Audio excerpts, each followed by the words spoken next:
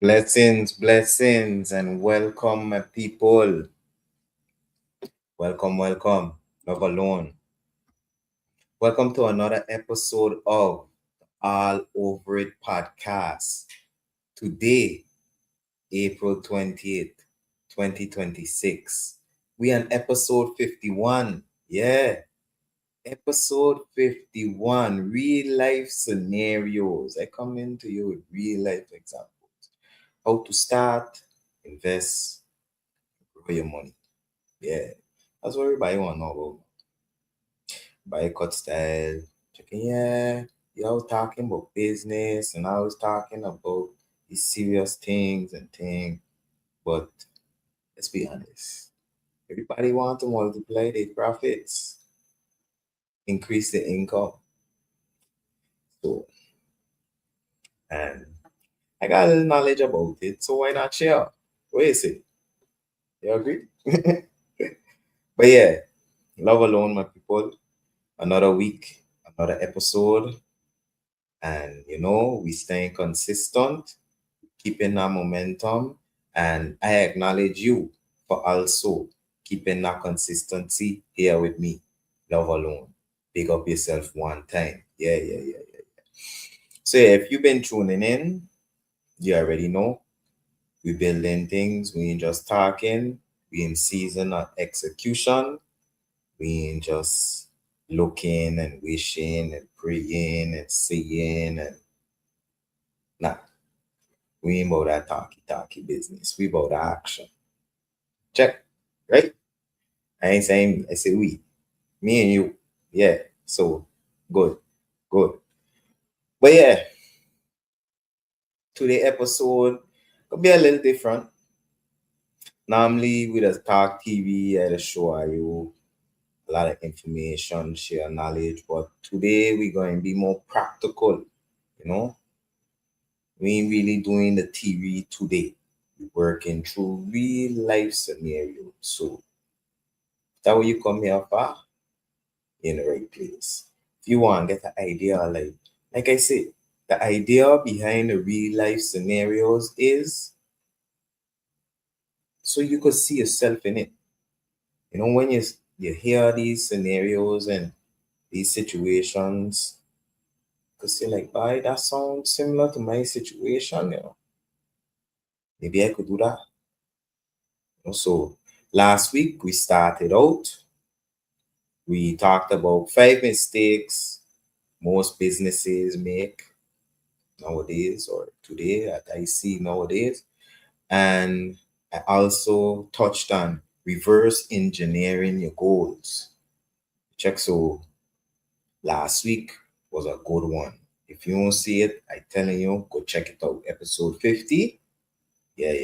Golden. Golden age, golden episode, golden content. Yeah. Check. But yeah, like I said, today we kind of elaborating, diving a little more deeper into that. Check it out. So yeah, leave a comment. Let me know what you think. What you think about this new approach with these new practical scenarios. Let me know maybe if you got a scenario you want me to run through. Just bottom line, leave a comment in the chat, man. Let me know who they are. Who watching. You don't know, big up yourself one time. As you know, I always gonna shout you out once I see a comment come in. Check. But yeah, so bottom line today, and I ain't gonna waste no more of your time. I diving right into it. Today I'm going to show you exactly how to think through real situations. So what we're doing today, I'm going to give you 3 real world scenarios and think of it like this.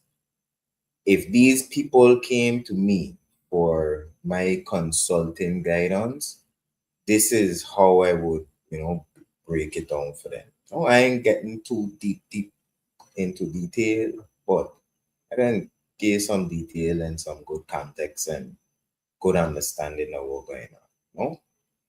But yeah, consider this like consulting session.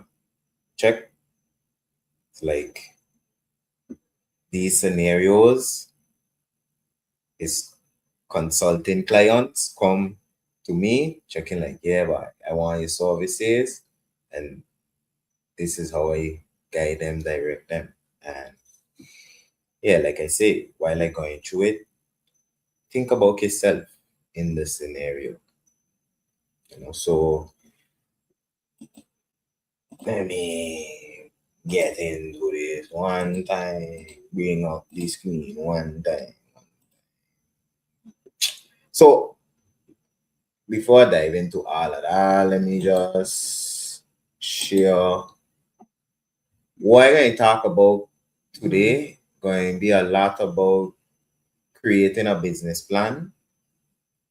So elements of a business plan, the basic elements of a business plan, components, if you will, are an executive summary, which is a concise overview of the entire plan, like a summary of the plan. Company description, details of the company's purpose, history, different information like that. Market analysis or market research. Products and services, which is describing the product or service that you're going to be offering. And then marketing and sales strategy, so outline how your business will attract and keep customers, including your pricing and your promotion and so on. Then you got operations and management, financial plan, and then funding requests, optional. Then appendixes if you got like other supporting documents you want to add. So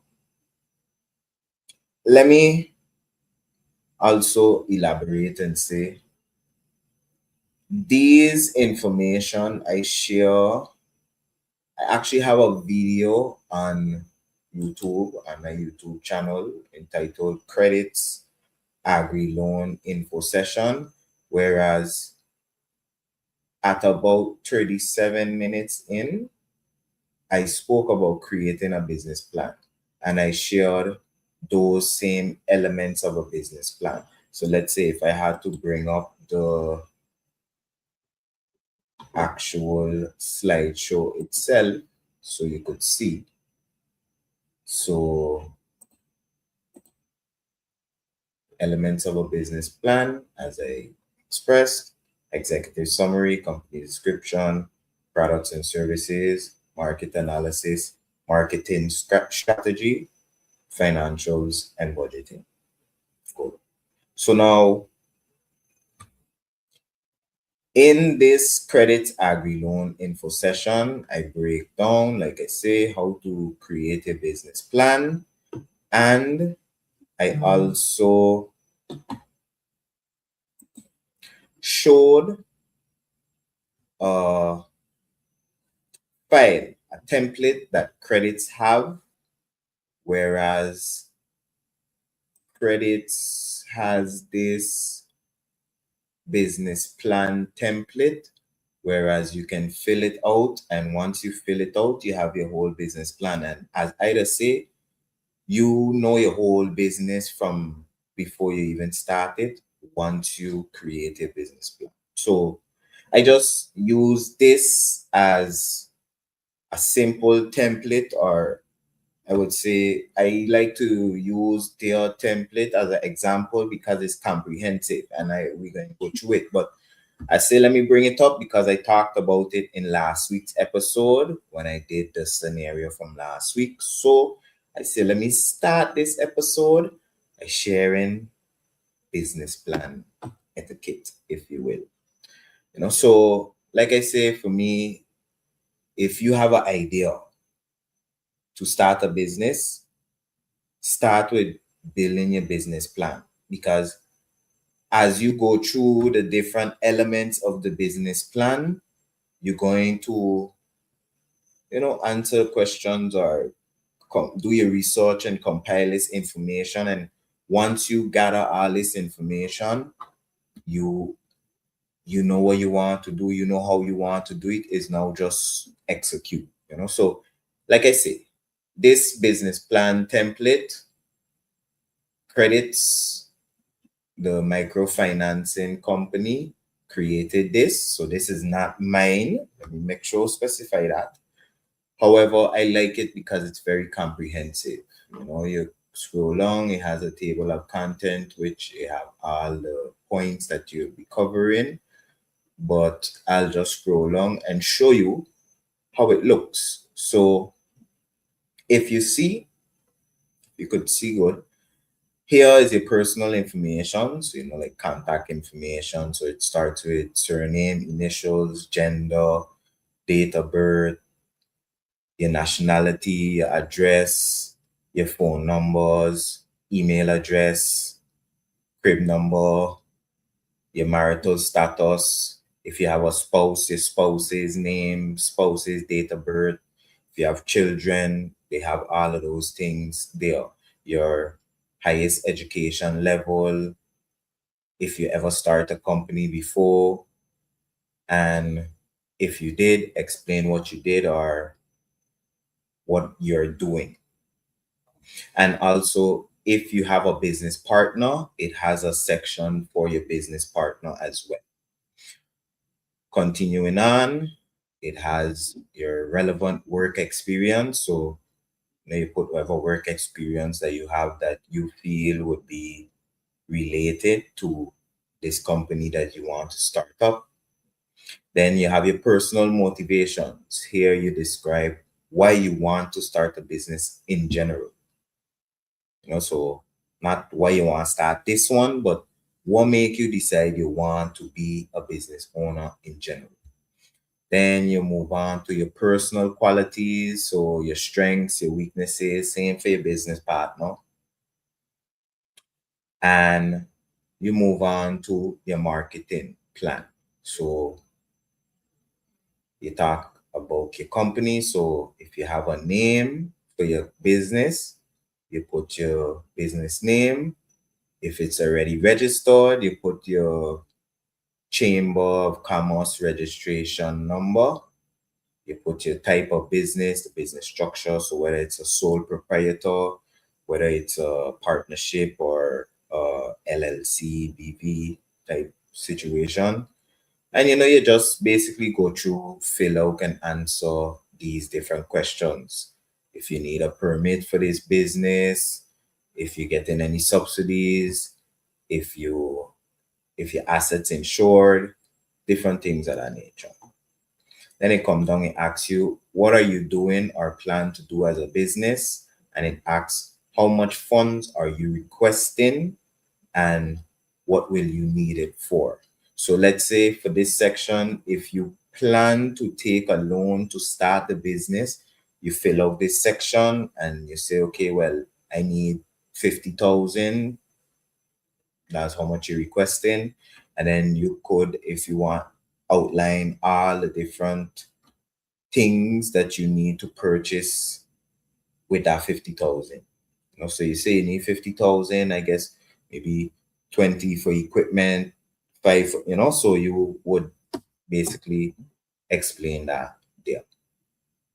Moving on, your market. So here you start to look into your target market. So your regular clients, who is going to be your clients and things of that nature. Then you move on to your competition. So maybe you're going to open a car wash, but you got to consider the competitors, which is the other car washes or, the other businesses in your same industry. May not be direct competitors in the sense of like I say, car wash. Another car wash would be your direct competitor, but then they might have other indirect competitors that would still affect your income in the market, or let me say how much you could gain or what you could get out of the market in the sense of clientele, just say revenue in general.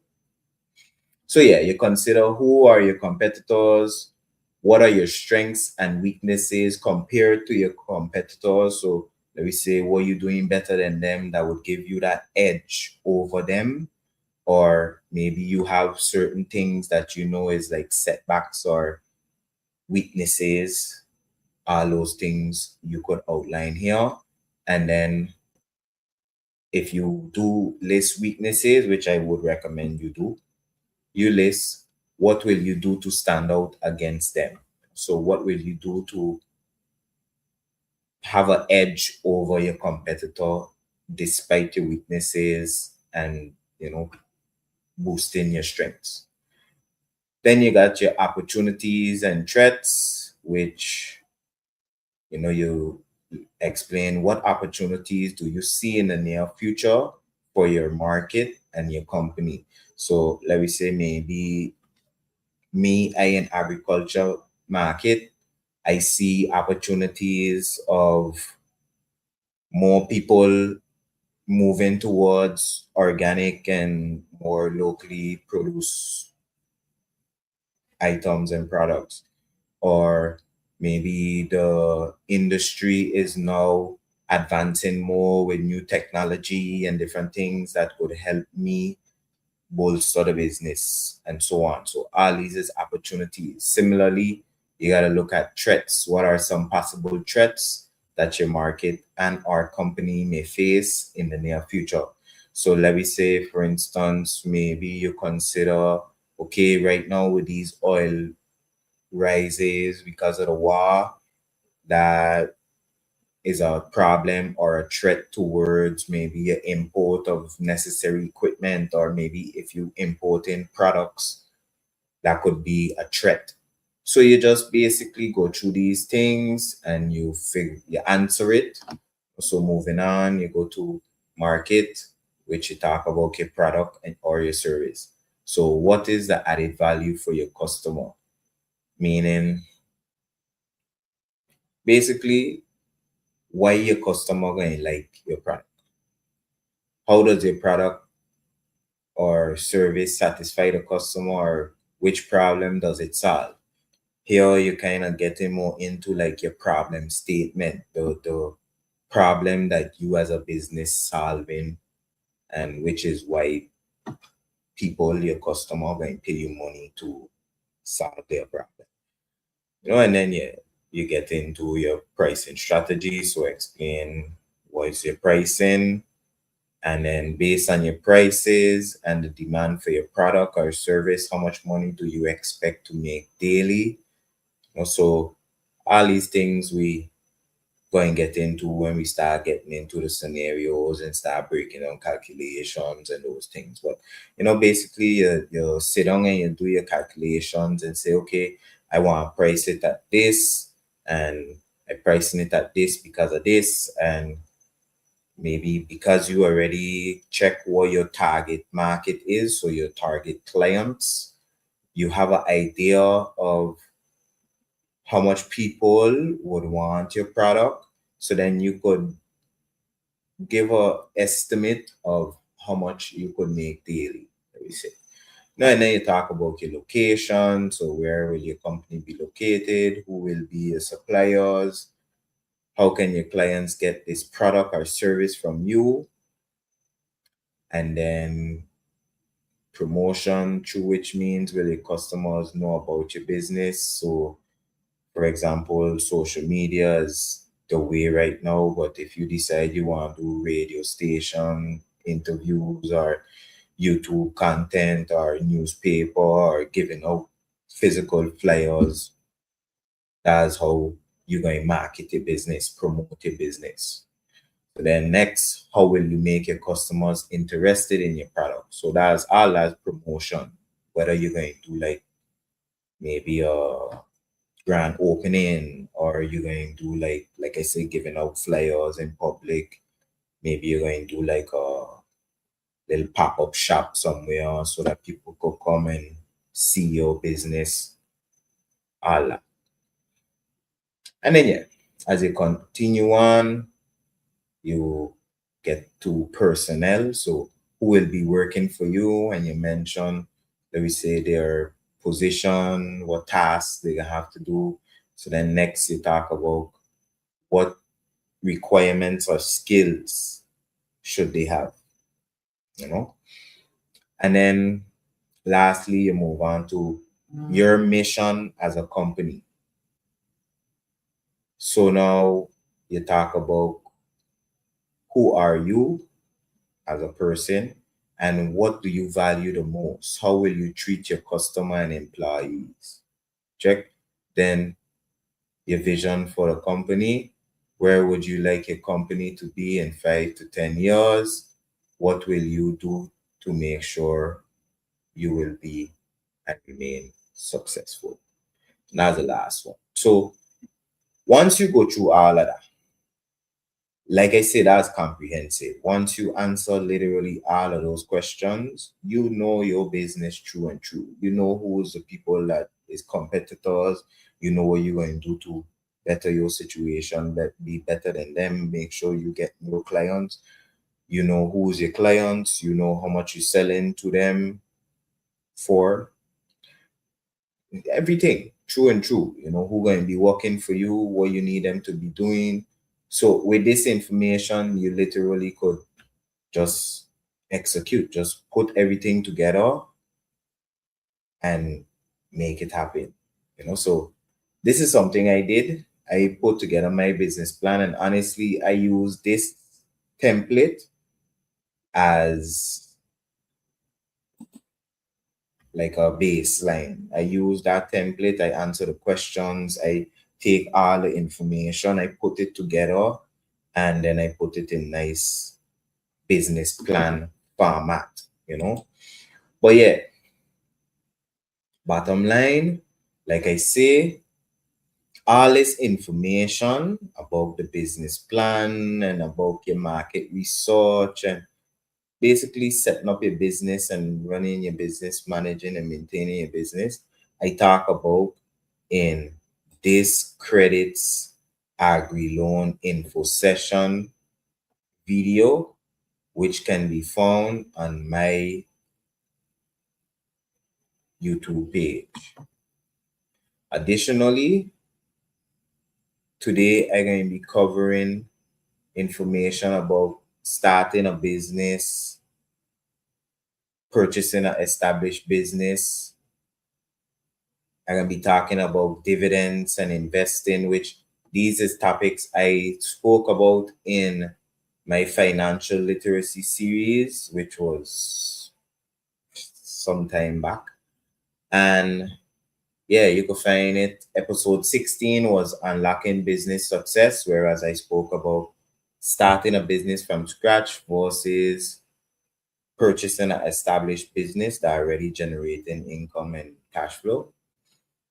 And then episode 17 was Talking Dividends, which I had an interview with Josiah Williams.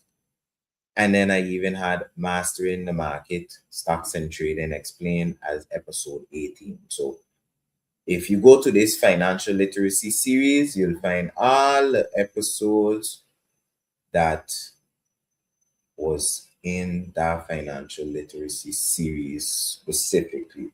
And to find it easy, you could go on YouTube, you type in whether my name, or you could type in all over it podcast, and one of these episodes gonna come up. You could click my name and it'll bring you to it, to my channel. Or like I say, if you on the episode and you click on my name or my picture, it's gonna bring you to my page. You scroll down, you go to playlists, and you will find financial literacy series, view full playlist, and it will bring you right here. Great. Similarly, if you go to videos, you will find this credits agri loan info session right here. All the content is on my YouTube channel. Yup. So yeah, to get into things. Like I said today, I can share some actual real world examples. So I going to pass all of this good stuff and get into the meat of the matter. Okay. So yeah, like I say, today we're gonna be talking about scenarios. And I'm gonna bring up a scenario and we're gonna walk through it together. We'll be working through it together. So let me go ahead and so yeah, scenario one. Scenario one. Sorry. So yeah, scenario one, we have Jason. And scenario one, we starting a business from scratch specifically. So we have Jason here. Jason is 26 years of age. He has a job. He's a warehouse worker. He getting good pay, 2,400 a month. That's decent pay. His expenses is 1,900 a month. So he still got like 500 a month. And he have savings of 2,000. So I guess he saved his money 4 months and now he got $2,000 saved, whether in the bank, whether under his pillow. He got 2,000 somewhere, whether for emergency rainy day or so he could invest in himself. So his goal is he wants to start a small juice company, coconut refreshment stand, something. The situation is Jason is tired of being paycheck to paycheck, technically getting a little savings, but things ain't so sweet. One life a little better. He doesn't want to quit his job yet, but he wants something on the side. His goal is to generate an extra 800 to 1,005 a month, and then eventually replace his job's income, which, like I mentioned, 2,400. Check. So now, if Jason was to come to me and explain me this situation, I'll commend him first. Firstly, I'll tell him, Jason, you're doing a good job. Check. At least you're keeping track. You know where you stand with your expenses. You have some savings and you able to save some money every month. A lot of people ain't able to do that. Just like how the money come in, it done. So firstly, I would commend him for that. And then next, I'll tell him, look, we have to start with clarifying the idea. So that's step one. Decide what you want to do. So if you want, me and he could sit down and we could brainstorm together. Or maybe I'll even tell him, look, if you want, you could sit down with AI, pull out ChatGPT or Claude or one of them, and tell it about yourself, tell it about your ideas, what you want to do, and have it help you gain your direction. Check. Cool. Now, once you decide and clarify the idea, so let me say he decide, you know what, I want to make small juice. I want to make small juices specifically. Then we're gonna keep it simple. We're going to work on the calculation. So now, of course, I would, as I expressed a little earlier in this episode, I would always recommend to start with creating a business plan first. So Once you lock in the idea, you say, okay, look, I want to do juices. You start building your business plan, answering these different questions, like I show in the template. By the time you're done, you know exactly what you want to do. But if I had to elaborate a little more here right now, like I say, he decide, you know what, he want to do the small juice. I'll have him start to sit down, start to think what all he'll need to get this thing up and running.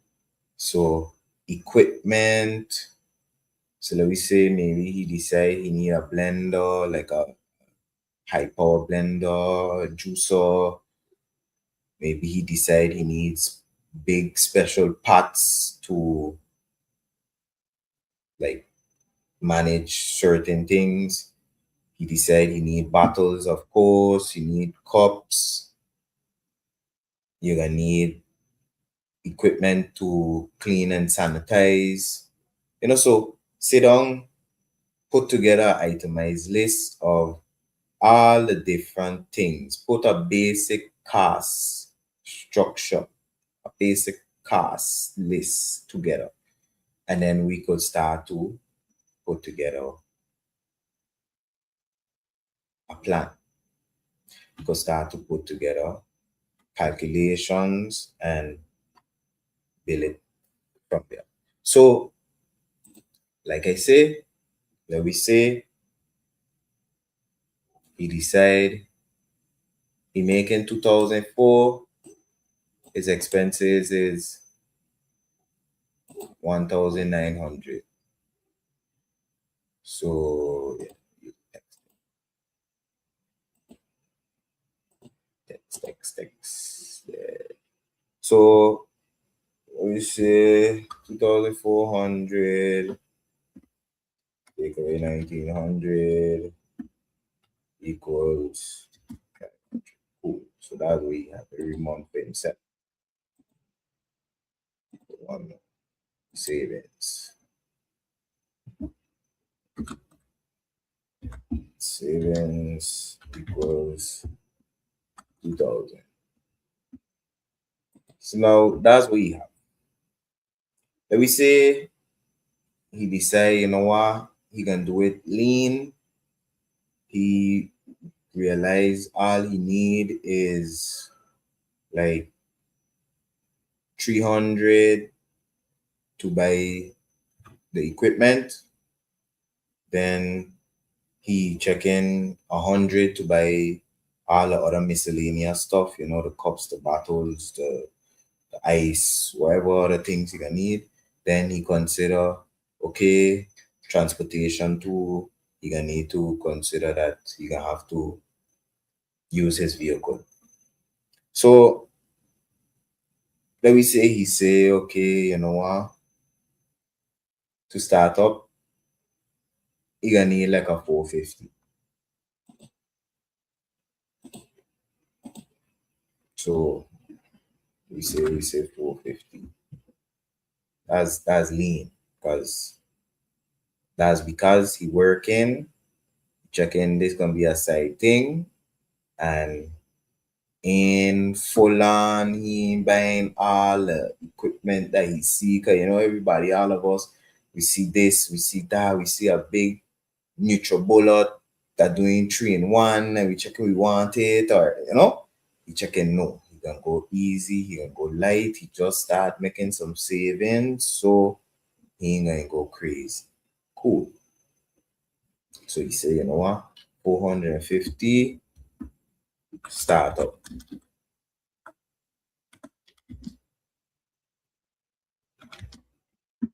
So now he could say, you know what? He can take the 450 out of his savings. Honestly, though, if I was his advisor, I would tell him, look, you don't get in 500 at the end of the month when you get your paycheck. If you going to start up lean like that, maybe it's best you wait till you get your paycheck and just take that 500, sacrifice, and take it and put it towards your business. Invest that in your business. So you save your 2,000, you still have your rainy day fund, your nest egg, and you're able to still invest in your business. And rightfully, you're spending 450, so you still got $50 going towards your savings. So your savings gone up, and you get to start up. That's using your cabis. Check. Good.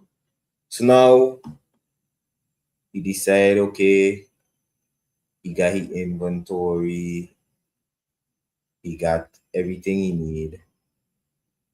Now that's when the end of the month come and he get paid.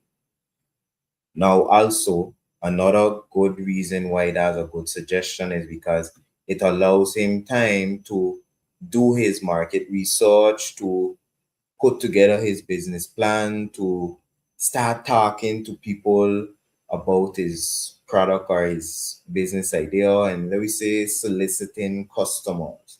So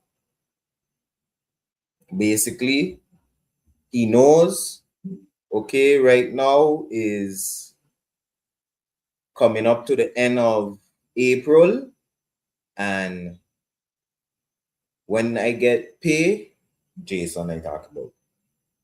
Maybe he get paid on the 28th, so he checking, you know what? By then, he going to buy his equipment. So from now, he going to start putting together his business plan, researching who's the people that I want to buy his small juices, and start talking to people, start putting his plan together, start maybe even looking into making, well, not making a page, but putting together like maybe a logo or, you know, your designs and those type of things. Good. Now, end of the month, April reach, he start up, he spend his 450, he buy everything he need, and now he make his product. So before he goes to sell, I would recommend him reverse engineer what you want to create. So now, like it said, he aspires to make an extra 1,800 to 1,500 a month. So let me say we round that up. Let me say he want to make 1,200 a month.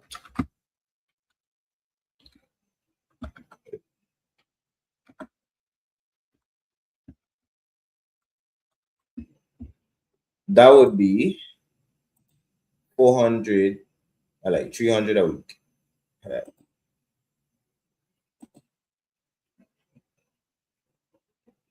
So 1,200 divided by 4.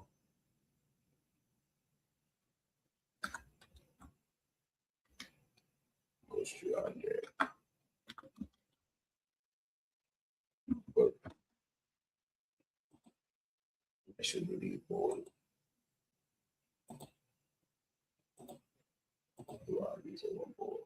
Just quick 2 seconds. Fix up so it could be better visible. 2 seconds. But yeah, so you with me so far, you know. Jason decided he want to start a business, and he going to start a juice business, and he already decided what his startup cost going to be. Like we say, he going to lean. He know he going to want other things after, but he checking he could get things off the ground with 450. Good. And his goal is he wants to make 1,200 per month on top of what he makes from his job. So now remember, as it says, Jason already has a warehouse job. He getting paid good. So for sure it's full time. So that means he putting in 40 hours a week, maybe more. And that means he probably got like a 9 to 5, 8 to 5 type situation. So the chances of him being able to say, okay, yeah, he going to devote, let me say, days out of the week towards his business is hard. But when there's a will, there's a way. We ain't gonna leave that stop us from doing what we gotta do. So like I mentioned in our scenario last week, similarly, if you got a job, you want to start a business, you could start it on the weekends. So you do your work during the week, your normal 9 to 5, and then you start your side job. You got your side hustle that you doing over the weekend. So maybe Friday evening, you on it, Saturday, Sunday. So I would just consider 2 days, Saturday and Sunday, but if you're doing Friday evening too, that's even better. So let we say, like we say, you want 1,200 a month, that's 300 a week. But now, like we say, he only walking to any business 2 days out of the week. So that would be 150. So let me say if we add another text box, 300 divided by 2 equals 150.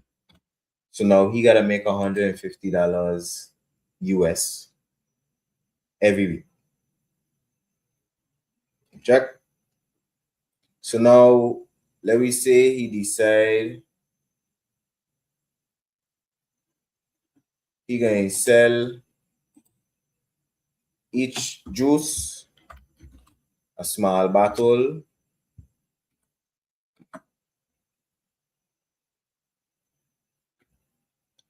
is $5.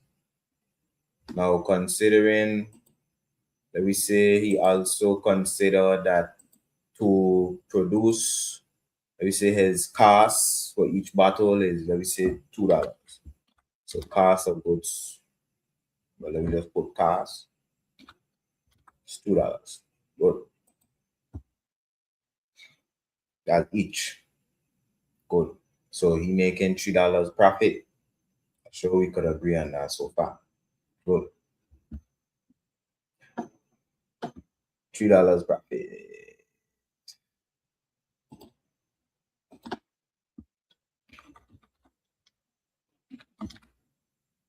So now, simple thing.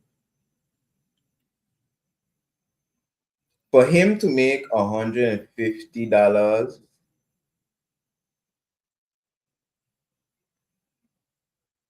matter of fact, well, yeah, $150 a day. He gotta sell.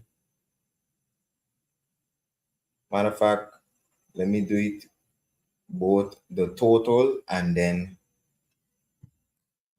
his profit. So let me say if you want to make 150 a day profit, that's after expenses and everything. Let me consider, okay, 150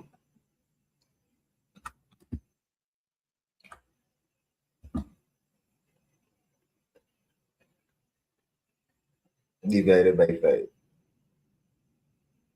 Yeah, this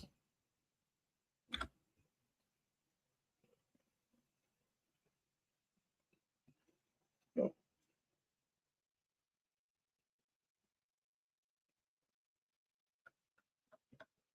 big difference. Let me say if we consider 150 times 5.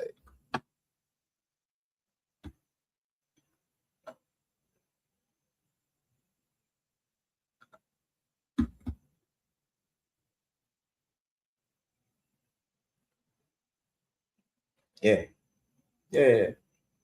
Because he only want $150 every week, which to get that every day, sorry, 2 days out of the week, which is 300. So now when he selling at $5, in order for him to make $150 profit, he need to sell at least profit. You need to sell at least 50,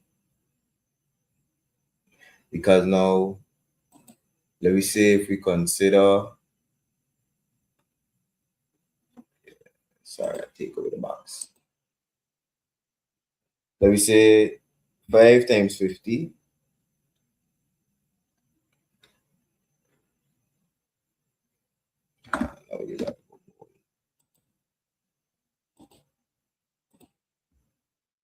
Five times 50 is 250.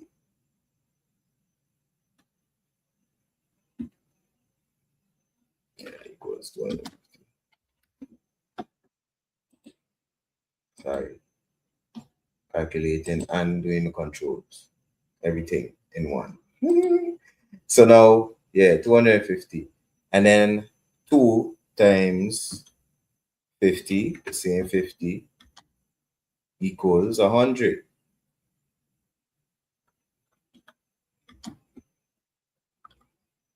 So now, yeah, if you subtract, like we say, his selling price is $5.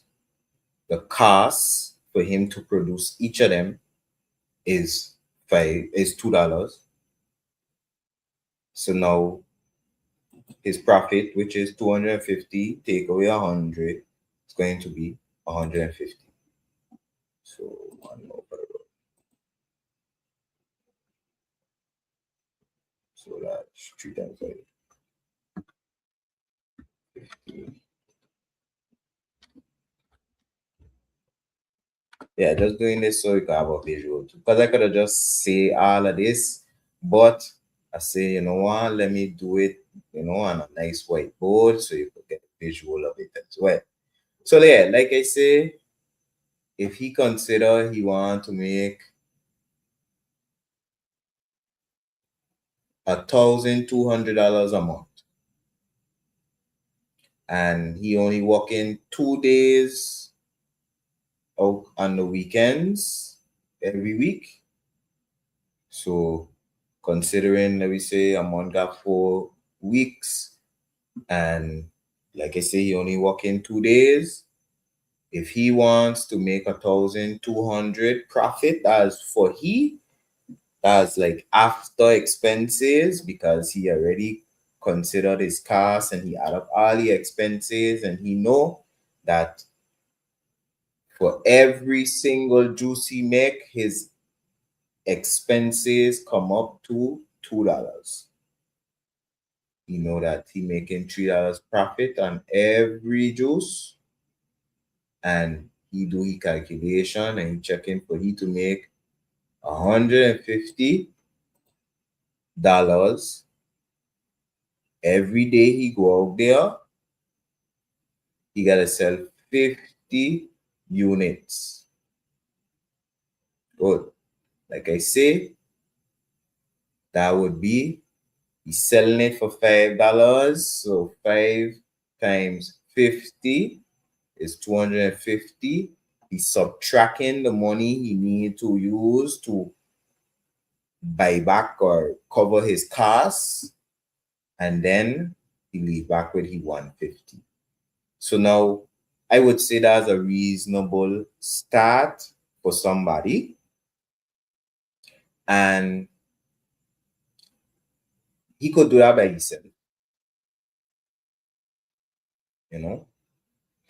He could do that by himself, and then he making 1,200 a month. Now let me say he decide, you know what? He need to make some more because he want to bring somebody else on. Let me say instead of 1,200, he want to maybe pay his helper or his worker 2,000, 1,000. So let me say 1,200 plus 1,000, 2,200 per month.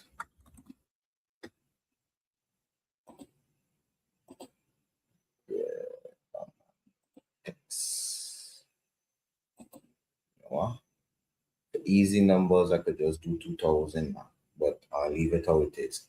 So divided by 4 equals 550, because 110 and then 1100. 750. And then that would be same thing. He decide, you know what? He can keep the same energy, only do 2 days a week on the weekends. So now that's 550 divided by thing. 550 divided by 2.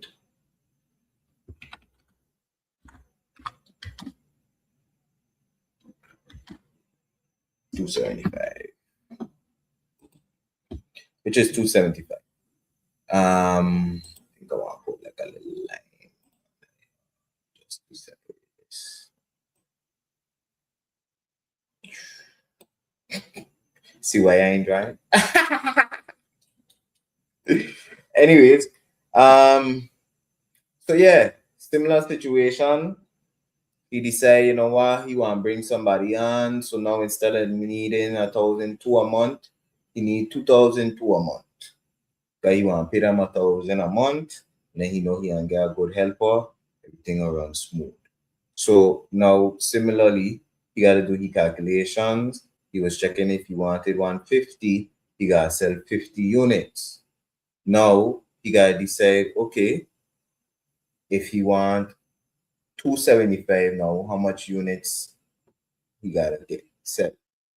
So honestly, if I was him, I would have just aimed for 100. Because now you sell, let me put it over there. Okay, good. Let me move it over a little bit still. Not that.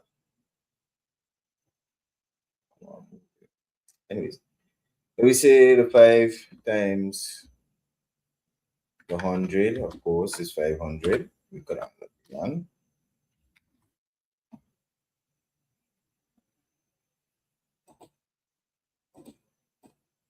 Yeah, but very close.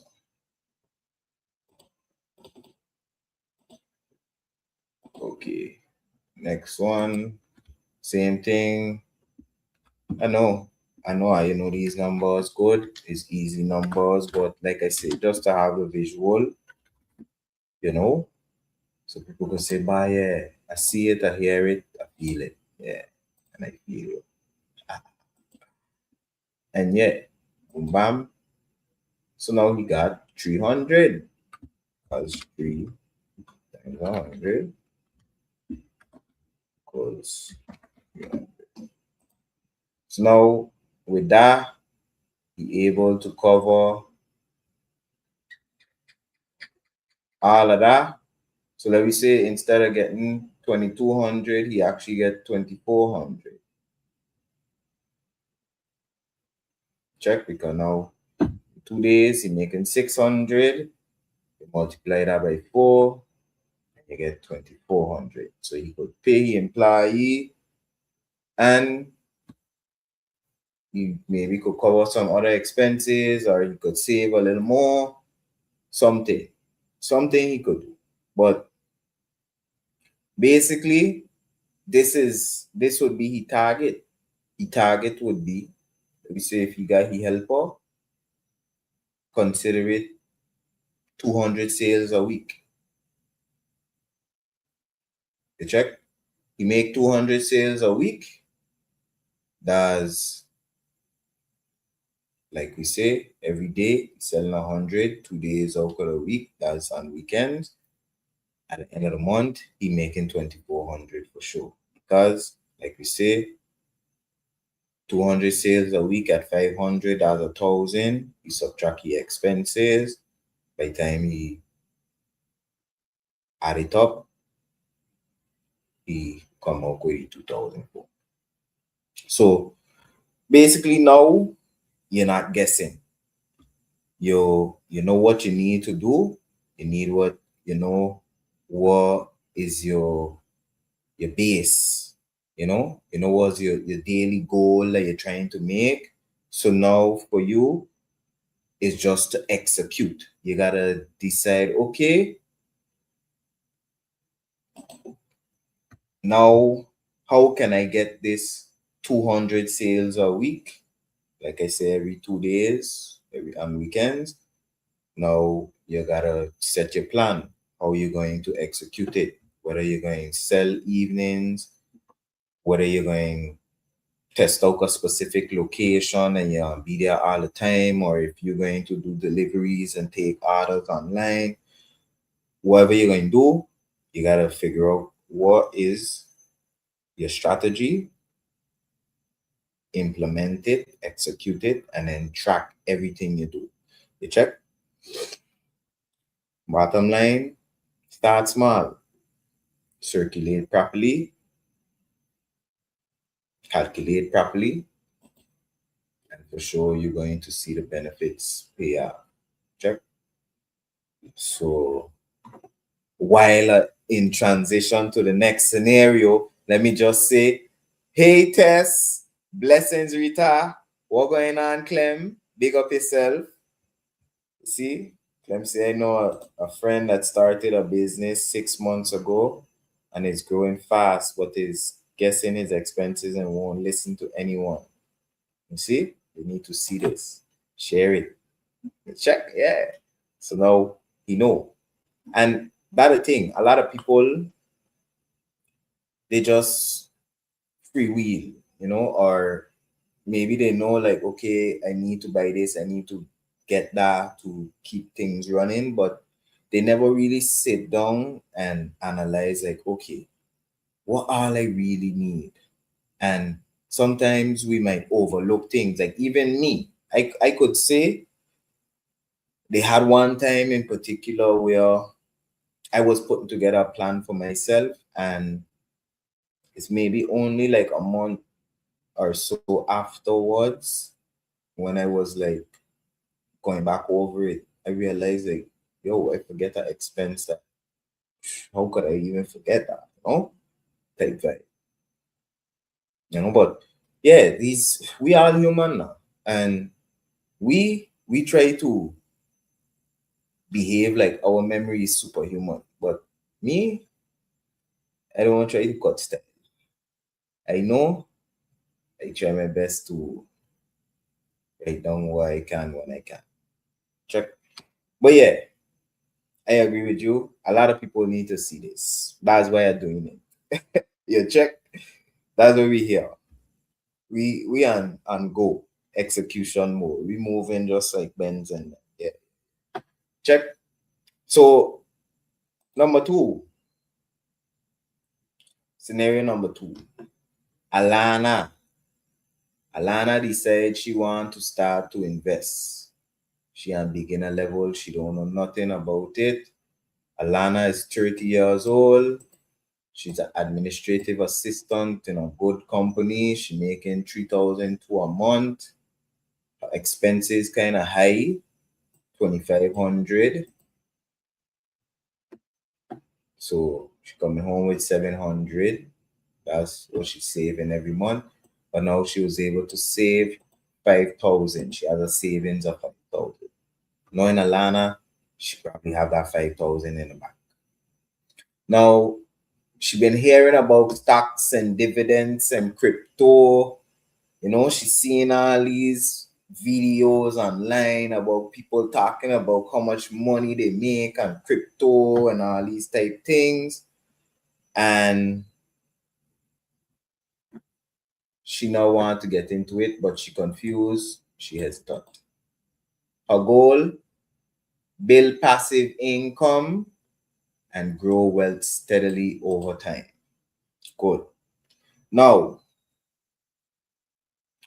like I explained, let me do it like this again. Good. Oh, I did. Nah, that ain't what I want to type. I need to.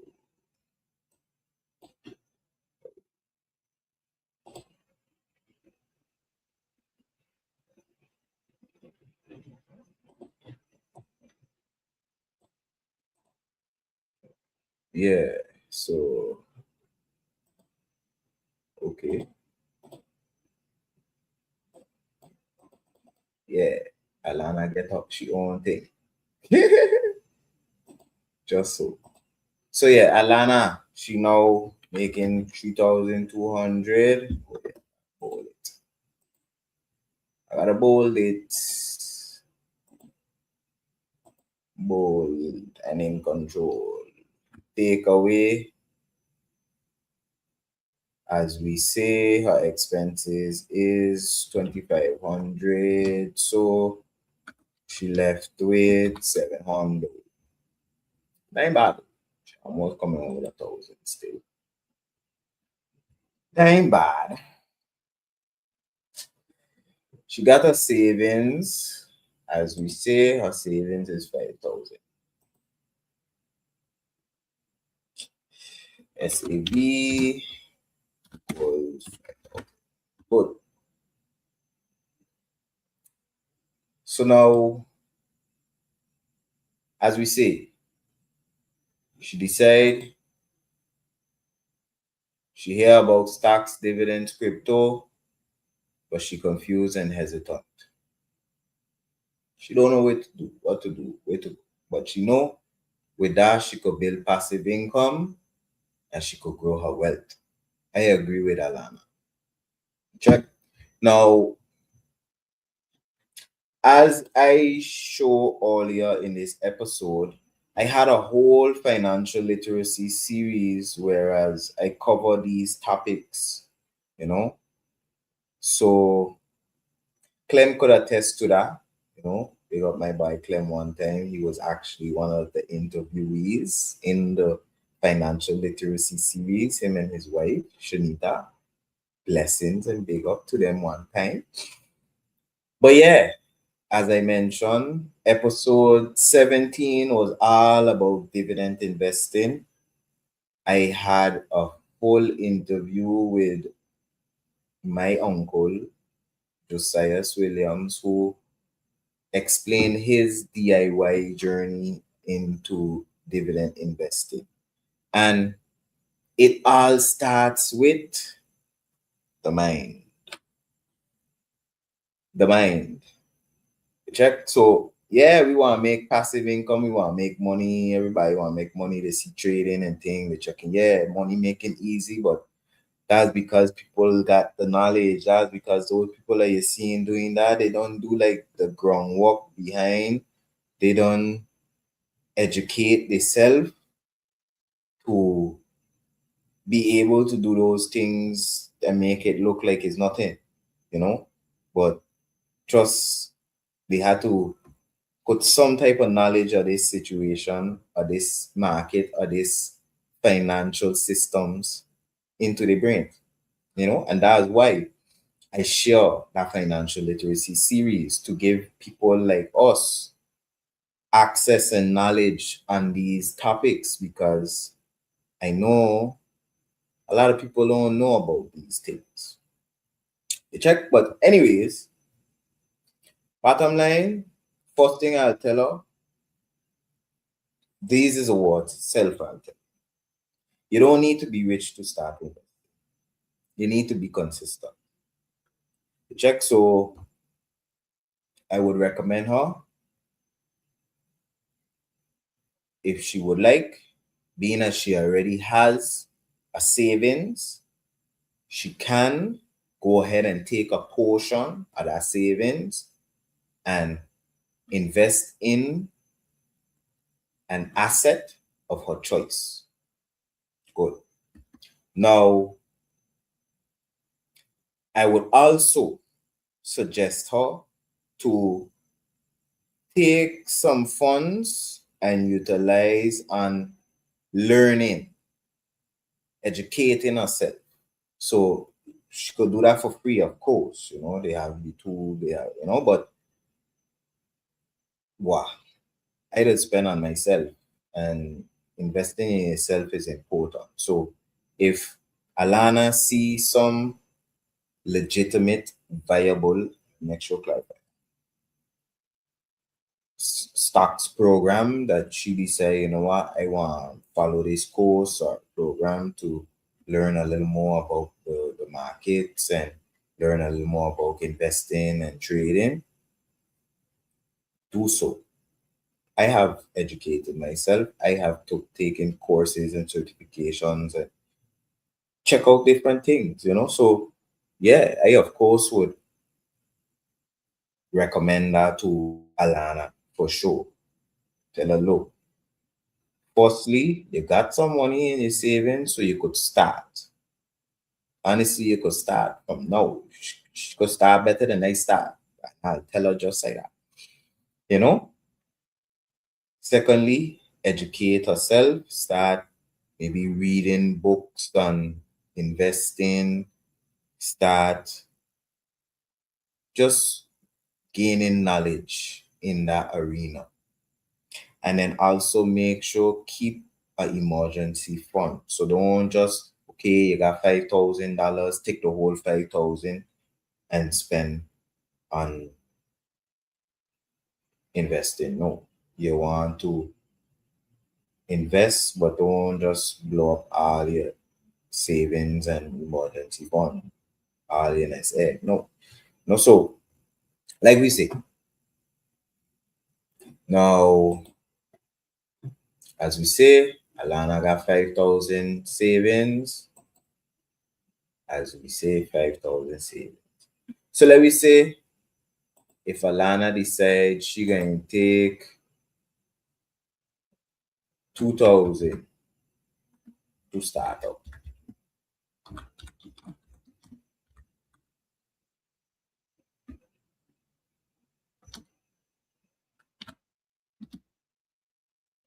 Check. She decides she gonna take 2,000. And then now, let me say with 2,000, the average return like 5 to 8% annually, you can make like $100 to $160 as your dividend payout as annually. So now let me say if we say it's 120, that's only like $10 a month, 2,000. But now the thing is, it's small, but it grows over time. And then now, coupled with a consistent plan.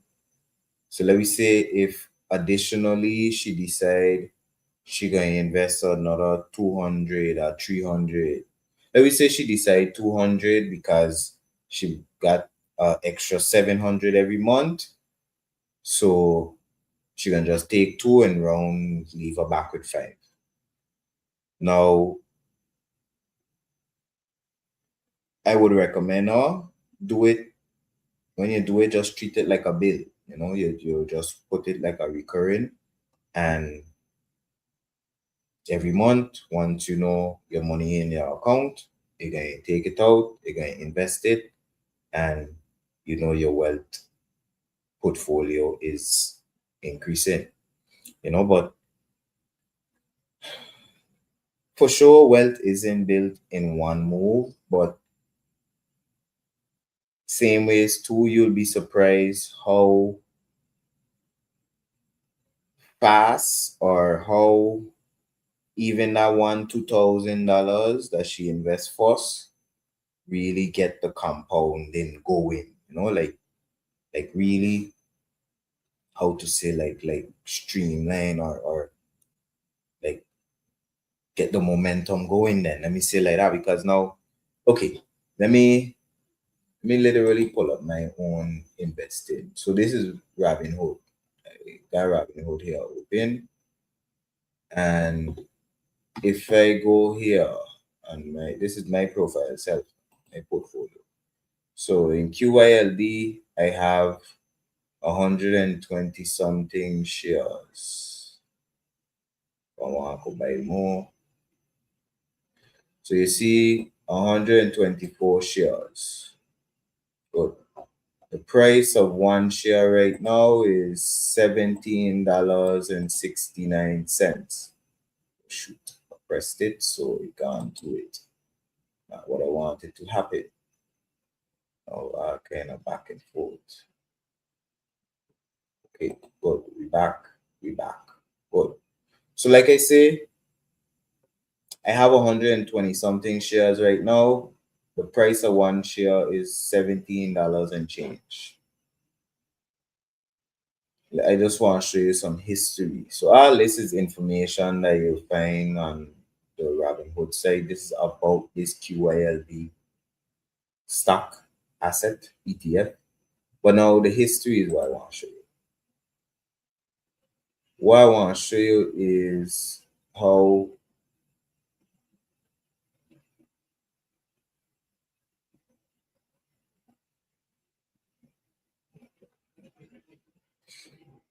it increasing. So let me say if you go back. See, this is September 2025. I was paid 19 and 70 something cents. October was paid 20 and 25 cents. December 20 and 41 cents. 21 and 22 cents. December 30th, that coming up to January. And I will get a little extra couple cents on top of it too. 21.52, 21.55. So the point is, it keeps growing. So that's the power of compounding. Like right now, honestly, I haven't been buying more of these. I should, but yeah. Bottom line, even if she decides she can take she 2,000, let me say she buy that same stock, so she get it for like 17 a share, so she get like 100 right there. She get 100 shares, she making like 20 something a month, maybe over 15, over, let me say over 10 a month for sure, like how we express. But then now every month when it pay out, I have it reinvesting, so I don't take the one. So if I want to, I could take off the reinvestment, the drip. I could toggle off the drip, which drip is that it going to reinvest it. If I want, I could toggle it off and just have the money come to my portfolio, and then if I want, I could do something else with it. But right now, I leaving it grow. That's compounding. It's going to continue increasing because every month is going to be more than the last month, which because of that, you're going to get more, and then you're going to keep growing and growing and growing because of that. So, big up yourself one time, my boy Kwame. Hot. Okay, good. Bless. But yeah, so like I say, even investing at 2,000, you get 100 shares, you could just leave it, do a thing, you know. You could forget about that and just know that when you come back to that 2,000 will be more than what you left it as. You check. But then, like I say, I would also advise her, okay, you put up your 2,000, so you get a nice little lump sum to start, and then you get a good average there too. And then from there, you could start doing your monthly investments. And then if you want to see it grow faster, then that's the way. By the time you check stock, you're making 100 a month. You blink twice, 200. Then when you reach 500 a month, I would say that's reasonable passive income. 500 a month from just literally like putting your money down. It's like you put your money in the bank, but not in the bank. Because the bank ain't giving you interest like that. So you put it somewhere that you're getting high interest in. So it's like a high interest account. You're just putting your money in, and every month that You check, you get big interest, big money back. Can't go wrong. So, like I show you, right now, my thing just increasing by itself. I ain't even gotta really invest. But the plan is to do like Alana and continue every month, putting a little something towards it, Right now, had to pivot, priorities had to shift. That's how life goes. But trust and believe, we wealth increasing, you know, wealth accumulation for sure. So for sure. For Alana, one thing I can tell her, wealth is not built in one move. It's built in repetition. Even people like Warren Buffett and all these big dogs, they start out just a drip in a bucket, a drop in a bucket every day. You're getting there. You're going to get there. I promise you that bucket going to full. Like literally, like if you got a leak somewhere in your house and you put a bucket underneath of that leak, even if it's just one drip at a time, that bucket will full up. Once the bucket don't have a hole itself, that bucket going to full. So that's how we need to that's the mindset we need to keep when we consider investing. We can't check in like buy it. When I get a big portion, I can just go invest it in the market, buy some dividends or buy some stocks, and then they gonna make a bunch of money, and it don't work so. I could tell you, yes, man, them like Warren Buffett and thing, they got millions, billions right now, and it might look like buy yeah. When they move, it's just millions moving self, but they start out with $1. You buy Warren Buffett, tell it to you himself. He start out from a little buy, maybe 11 years old, just investing little something every month till he reach somewhere. Check, you start small till you get big. Because what? When you got your investment portfolio, let me say like how I show you my own just now, I got like 100 shares of this, a couple shares of that, different things. Okay.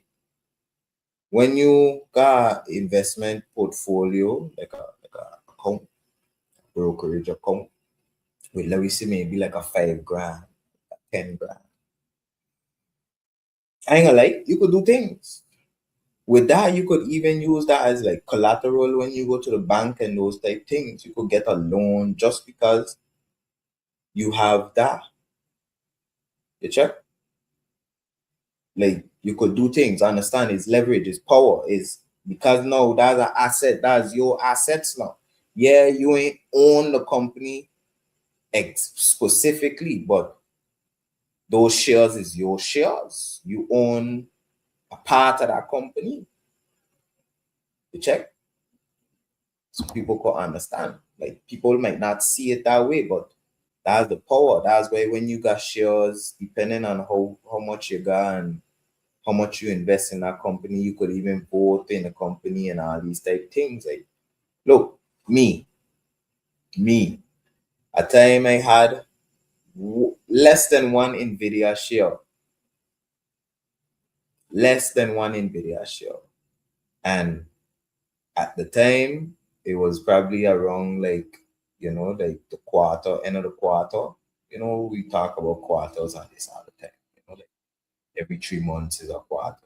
But so it was probably coming up to the end of the quarter, so they had to like vote on like the board and those things. So like literally the board of the Nvidia company, Jensen Wang, who doing all this AI and data center and all these things, they send me, little old Oliver here in St. Martin, an email checking, yeah, they got board elections coming up. I got to vote.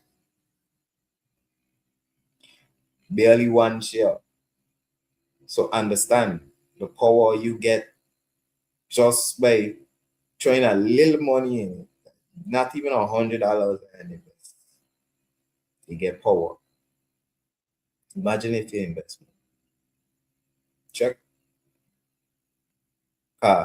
like Berkshire Hathaway. Like we talk about Warren Buffett. That's another good example. That's why now Berkshire got like Berkshire A and Berkshire B. And A is way more expensive, like maybe almost 10 times more expensive than B.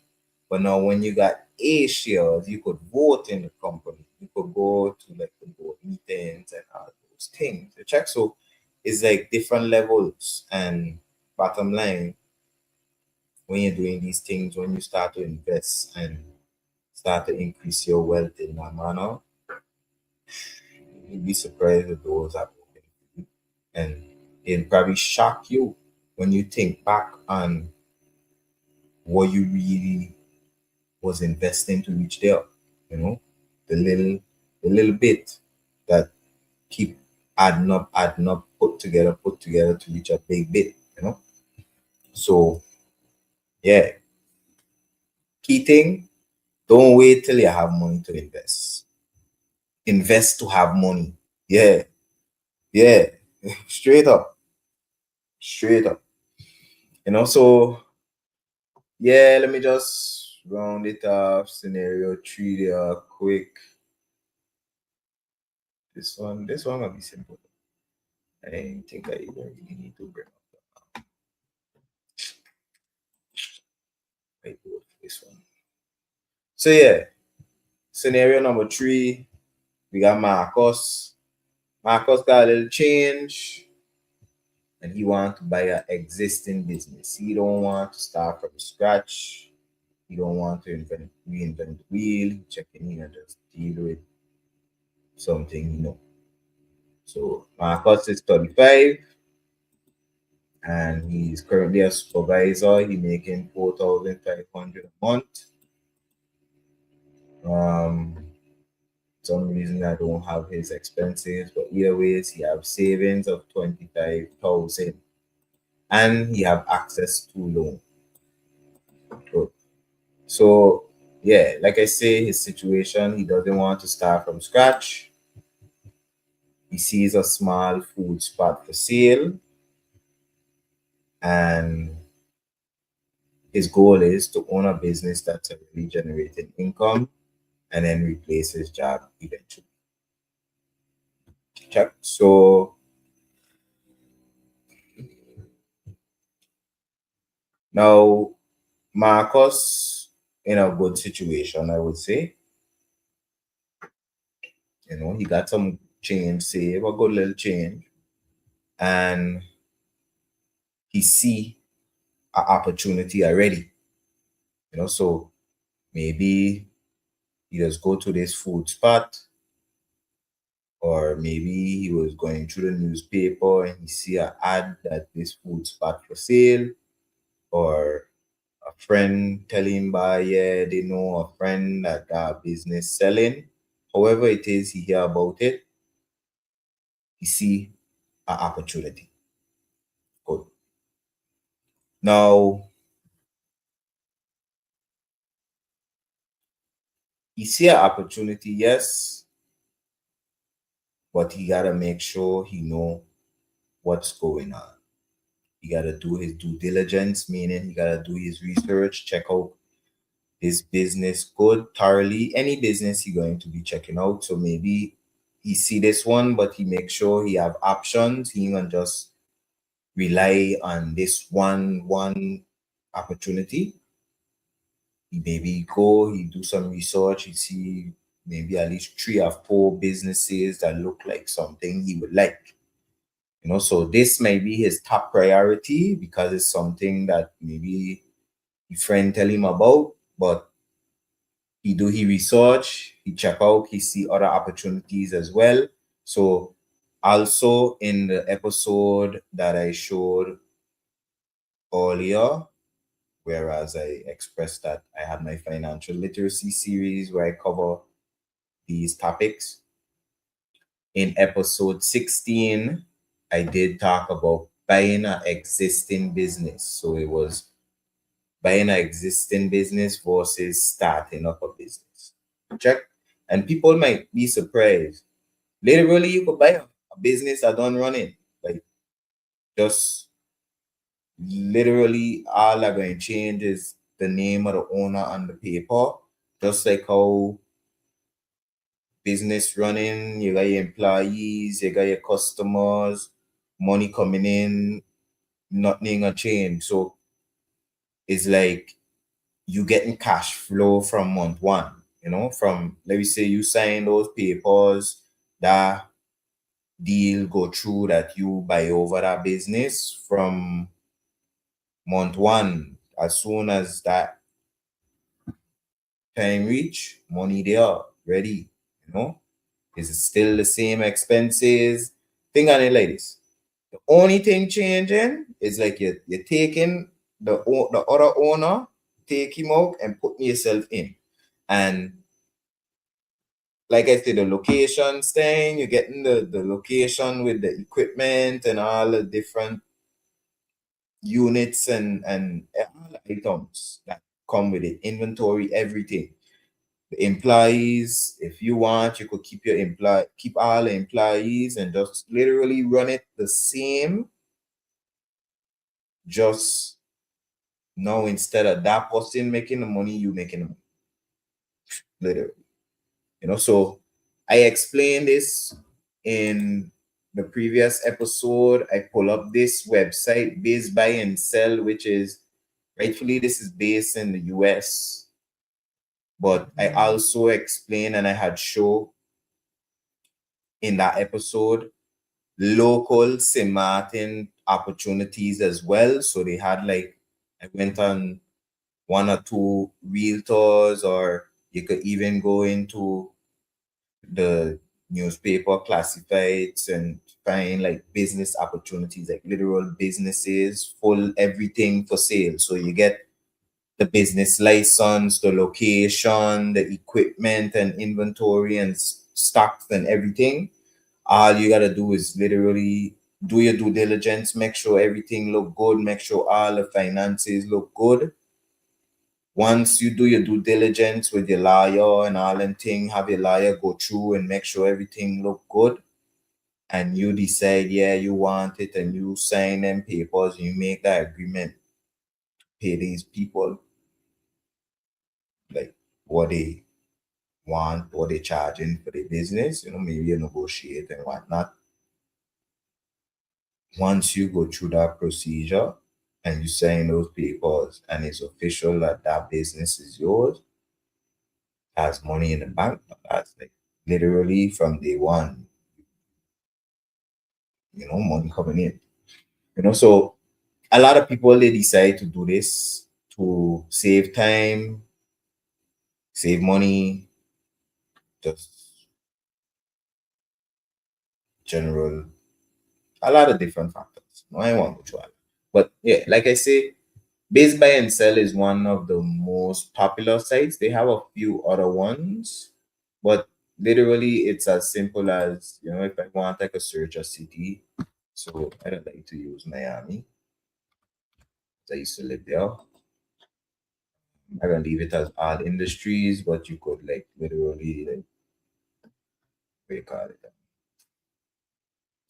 filter. So metal shop for sale in Palm Beach, Florida. It costs, so they selling it for 195,000, but the cash flow is 646,000. Good. And yeah, you could get email and things. So yeah, they have different levels. So if you want to go big and you want to buy one for a million, to get cash flow of 550 something thousand. So, for me, I would like go through, filter, find good, viable things, go in, read through it, make sure it look legit, but also always it's only when you actually start to contact these people that we say sign NDAs, meaning like they probably gonna make you sign non-disclosure agreements before you could like get to see the documentation for the company, meaning like the financial documents, your We see the balance sheets, the income statements, your profit statements, all these things that you and your lawyer and your accountant can want to go through to make sure that this business actually look like it's doing good. You check? So yeah, you could go through here. I recommend you go through. So let me say you see this metal shop place, it look good.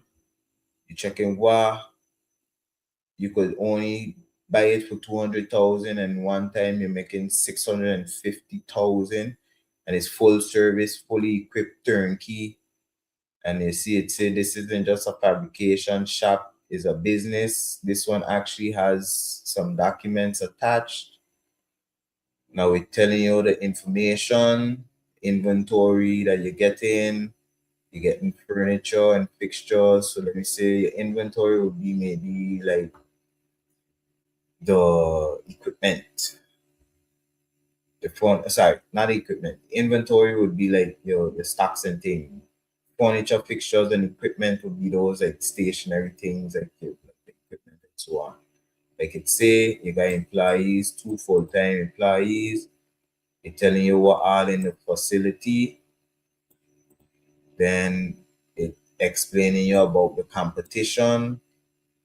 It explain you about your opportunities for growth and expansion, and then also support and training. They provide training, and then the reason for selling retirement. So it'll have like different information about the business. As you go through, you'll get whatever information is there. You'll see if it look good for you. And once the numbers looking good, if you want to understand more about the different categories too, it's explained as well. So you see EBITDA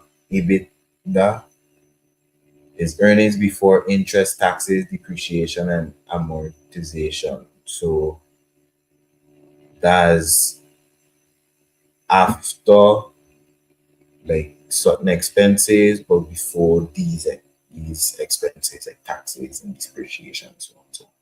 So yeah, bottom line, like I say, you could go through this website, or even if you on St. Martin and you check in why you want to find something on St. Martin, you could go through local sites too, like Century 21 and so on, and find maybe restaurant businesses. Or I remember in St. Martin they had uh Etna's ice cream was for sale at a point in time. I go watching that checking waters or good buy.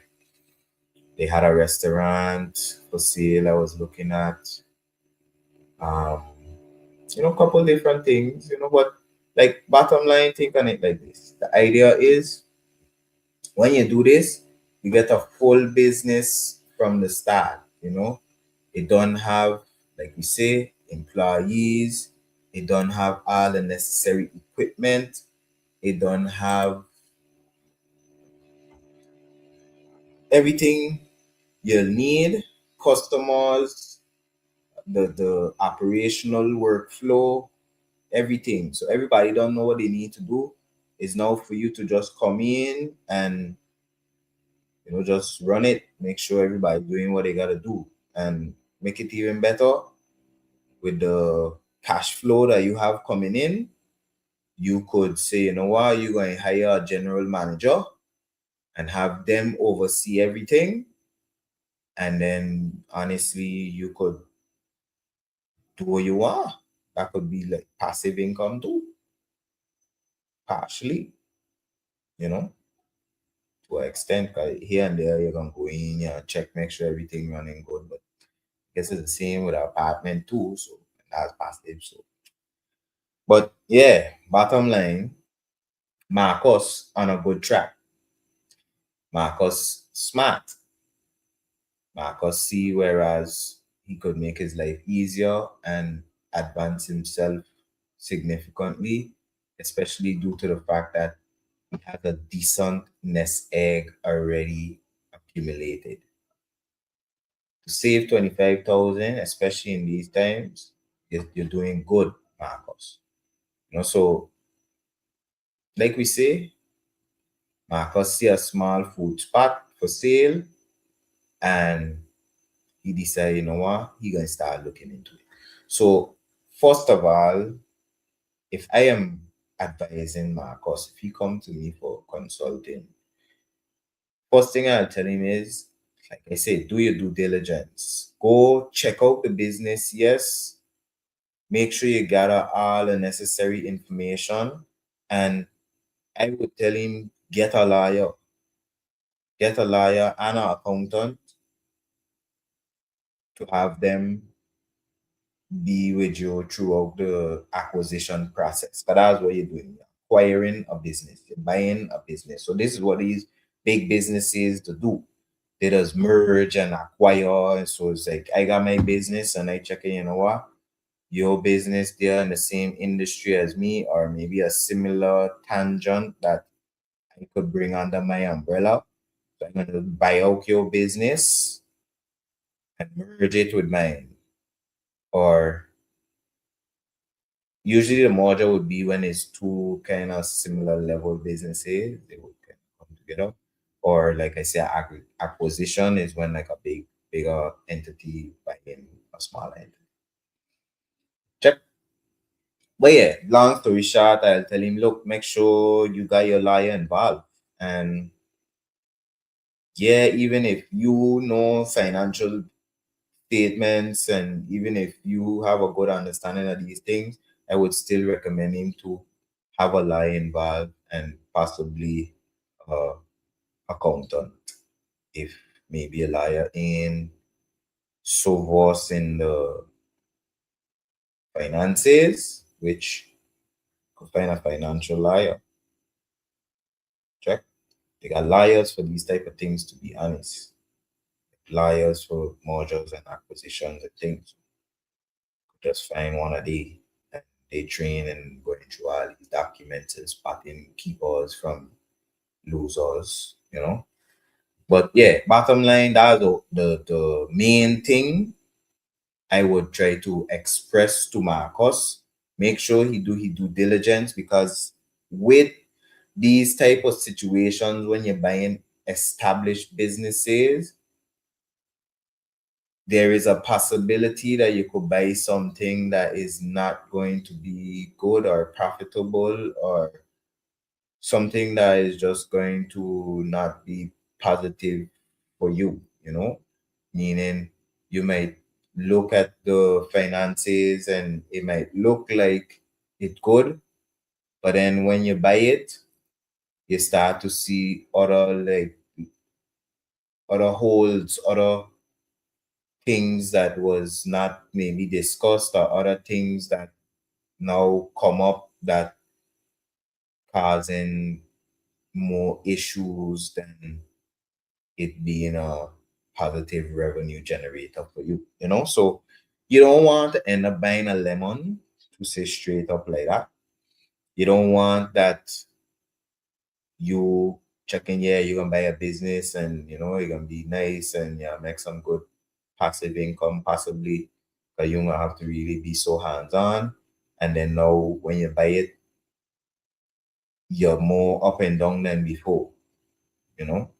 So yeah, you want to do your due diligence. You want to make sure you check out these things through and through, and you go through these documentation and make sure everybody, genuine, everybody, forthcoming, trustworthy, being real, keeping it real, and ain't trying to cover up nothing, and ain't just trying to get it out from under them so that they could relieve themselves from that burden. So yeah, long story short, they have situations like that, whereas you might look at it from the outside and checking, what this business look good, look like you're making money, but then when you get in, maybe you got a lot of overhead, a lot of expenses, maybe making money, yeah, but hemorrhaging the money just the same. And yeah, so you gotta really do your due diligence, check it out. So That's why I always recommend people, even if you are an accountant, still go and find somebody like a lawyer or accountant to be like on your team to go through this acquisition with, let me say. So yeah, he decided he want to buy this business. You gotta first evaluate the business. So have you and your lawyer ask different questions, the monthly revenue, expenses. So let me say the best thing to do is just ask for the financial documents. You check.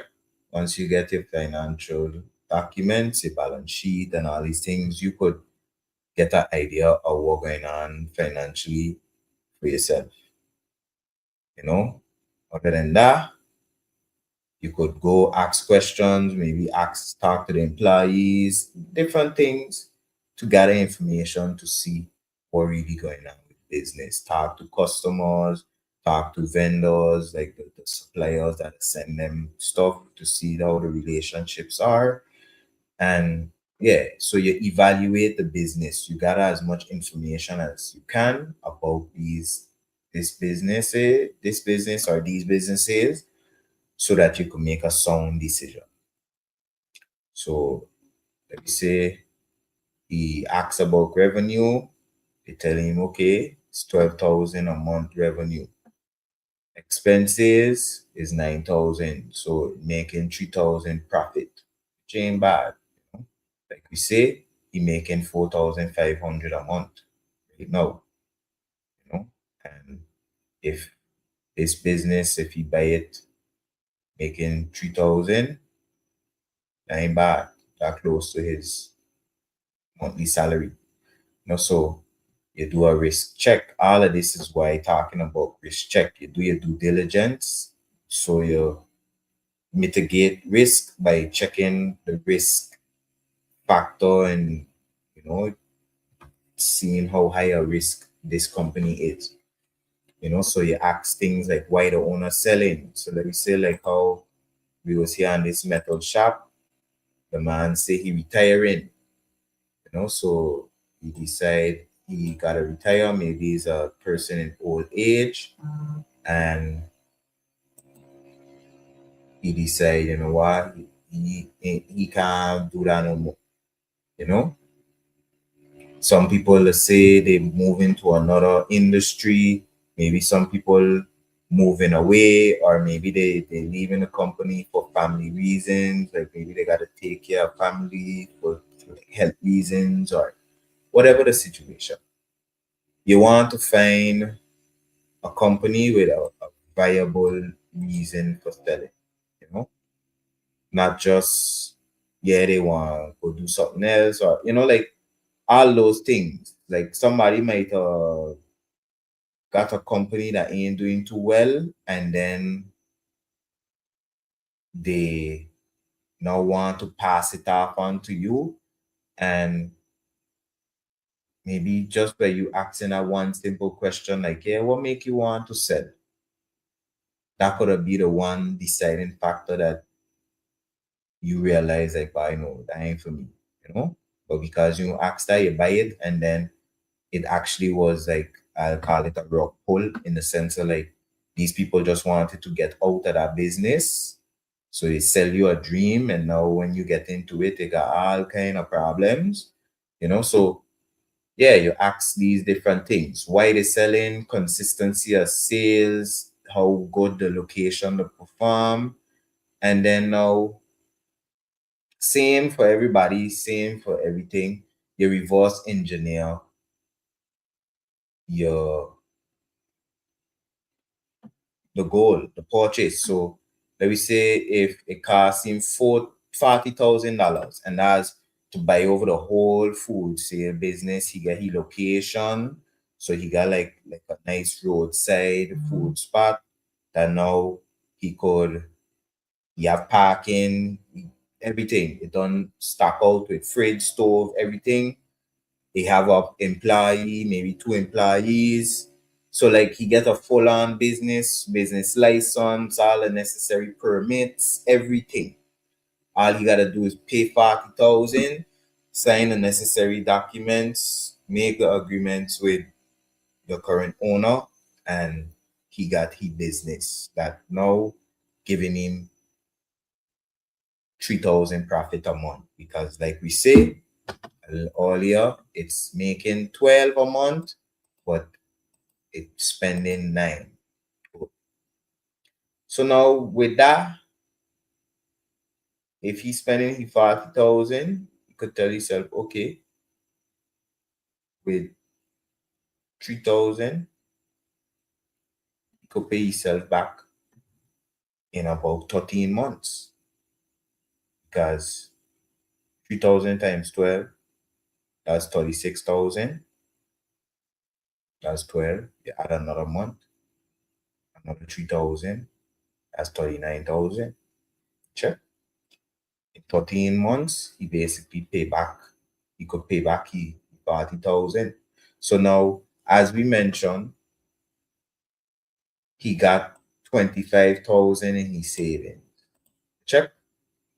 But now, as I tell you, me as Marcus advisor, I would tell him, look, don't go take your whole 25,000 and go put it up.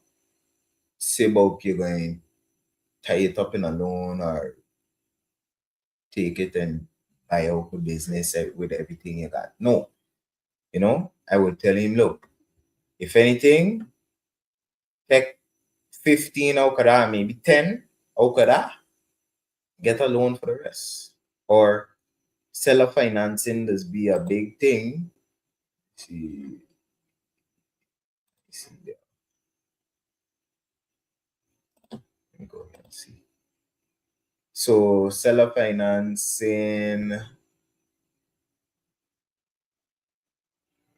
Anyway, I was trying to see if I could find one of these listings that had that.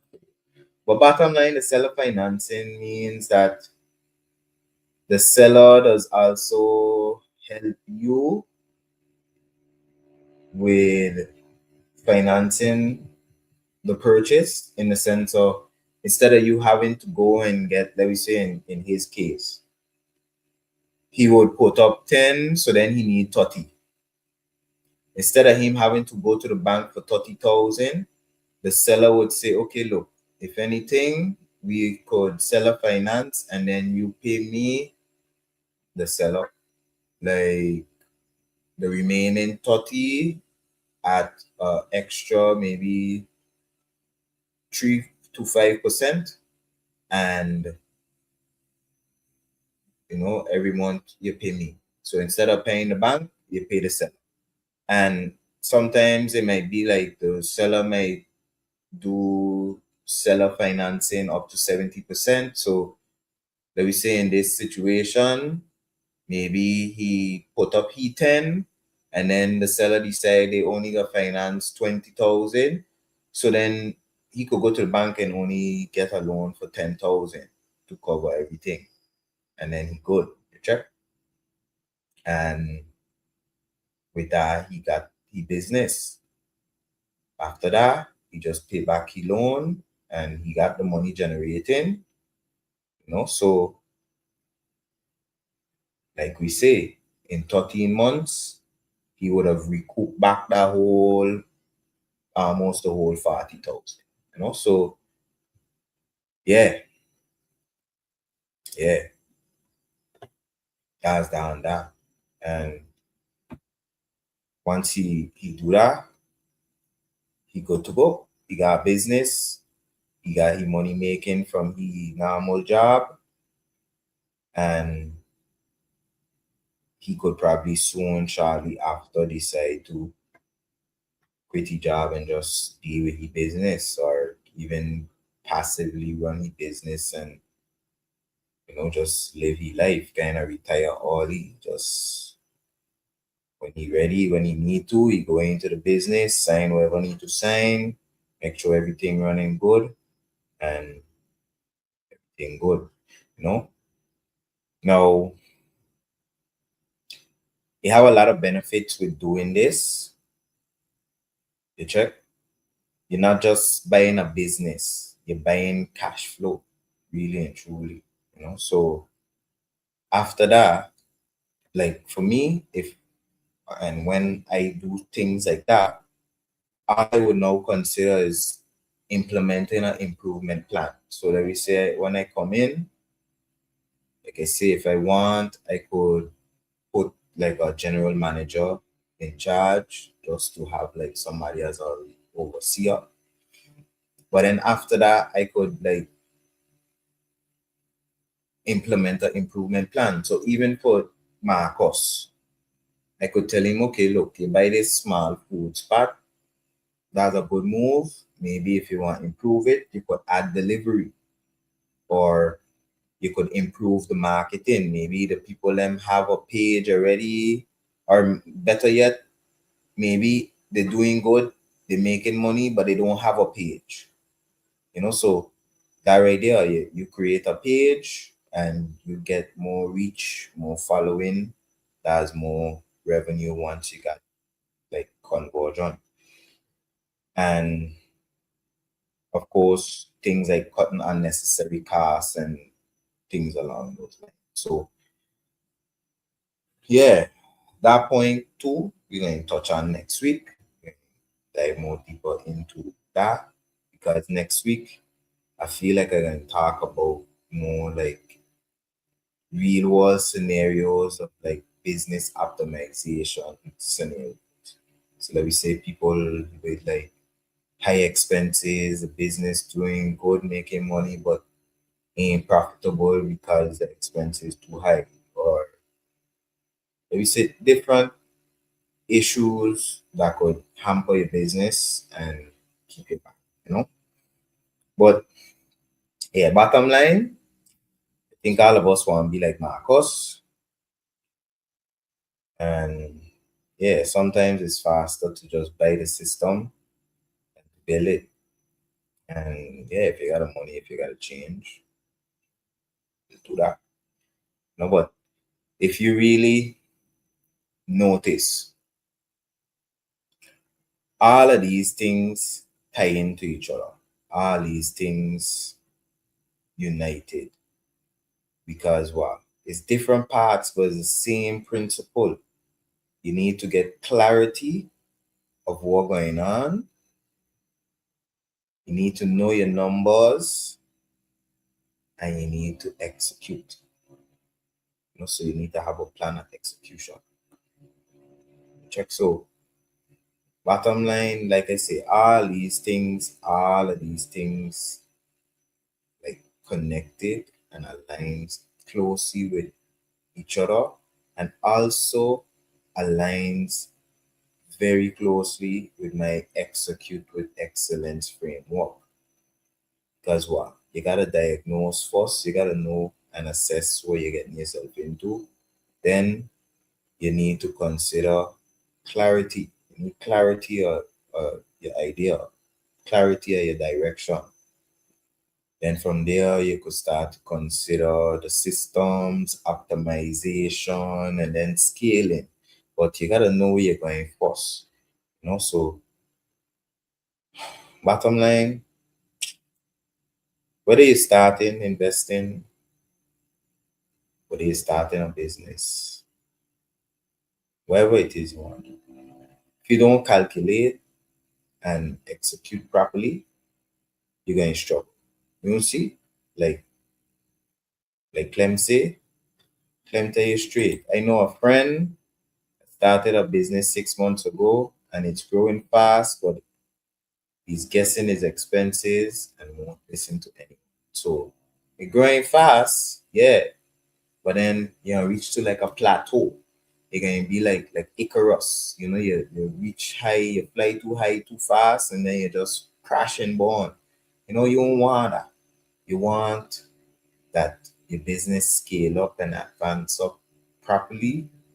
You could handle the load of the orders that you get in and that you could sustain and manage and everything running good. The money coming in, you could pay employees, you could make sure you keep your inventories and your stocks in house, like make sure you keep your inventory and all the different overhead that you need to deal with.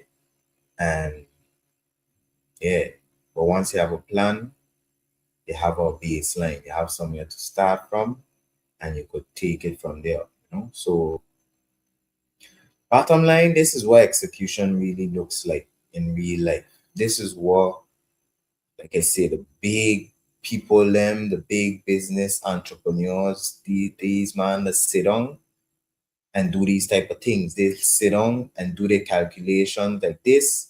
And then when they find out, okay, this is what we need to reverse engineer, this is how much we need to make, then they start considering, okay, if we look at our target market, who out there in this pool that we fishing from, we could get to buy. How often they going to buy? And then now when you start to like drill down on those answers, then you could start to put together like a sound calculations, sound projections, because you know for sure, by yeah, every other day Betty buying, every 2-3 days Augustine buying, every day, you got Joey coming, and that gonna add up to, let me say, 50 sales at the end of the week, which you're gonna meet your quota that you're trying to, whatever it is. Like, however you're doing it, bottom line, you need to do your calculations, and it start from there. When you start with your calculations and you know what you're doing, you got your plan, it's just to execute. So like I say, this is what execution really looks like. This is how you move from idea to results. Like, understand this episode today. If you home sitting down checking by, you got a business idea you've been thinking about, but you don't start it up yet, this episode is for you. You check. This is a season of execution. We ain't guessing no more. We ain't wishing and hoping and praying. We doing. Yeah, we praying now. We praying to God for his direction and guidance while we on the journey. We ain't sitting down and waiting and hoping that everything will just fall in we lap. Nah, we walking, we moving straight forward, no backward. Check. So yeah, like I say, different scenarios, different situations, same principles, and all of this tie into my execute with excellence framework. So with that said, it was low alone, my people. Check. And of course, I'm about to close off just now. I think I can jump off because it on 9, it on gone. Then I'm gonna do no more 2-hour episodes, so I done. But it's for a reason. This one was, good info shared. Check. So worth it. But anyways, bottom line, we're doing good things. We're doing God's work, trying to make sure help you better your situation. As I am also on a journey to better mine. Like I always tell you, we in season of execution, and right now, the idea is plan it, calculate it, execute it. So once we do them 3 steps, we good. Literally simple 3 step. Plan it, calculate it, execute it. Whatever you want to do, you plan it, you want to build up a project, you want to start a business, you want to start investing. Plan it, calculate it, calculate how much you can cost, all these good things, how much you can make, all these good things, and then do it. Like Nike said, just do it. Yeah, we just doing it. Yeah. Real talk. We ain't leaving nothing stop us. We ain't leaving nothing keep us back. Not even ourselves. Right? We ain't leaving nothing stop us. Hard. So You don't know? Is love alone, as always. Big up yourself, bless up yourself.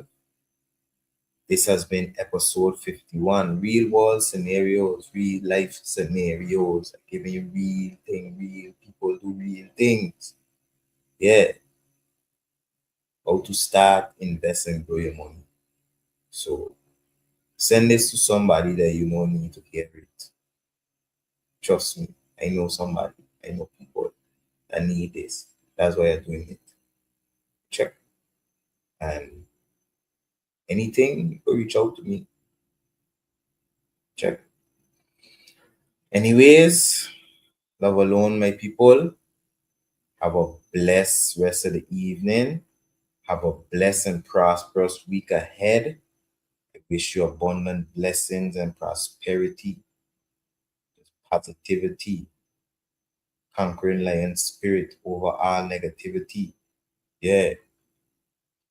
Yeah. Remember, next week we back here again. Every week we here Monday, 7 p.m. AST, Atlantic Standard Time. Today was episode 51. Next week we back again with the All Over It podcast where we uncovering it all. So you don't know, blessings more people, love alone. Continue leaving comments, like, share it. Like I tell you, share it with somebody. Somebody, I know you know somebody that need to hear this. So share it with. And yeah, do all our YouTube, social media stuff. Check. But yeah, for sure, big up yourself one time. You have a blessed one. And I'm going to catch you here next week. Bless up.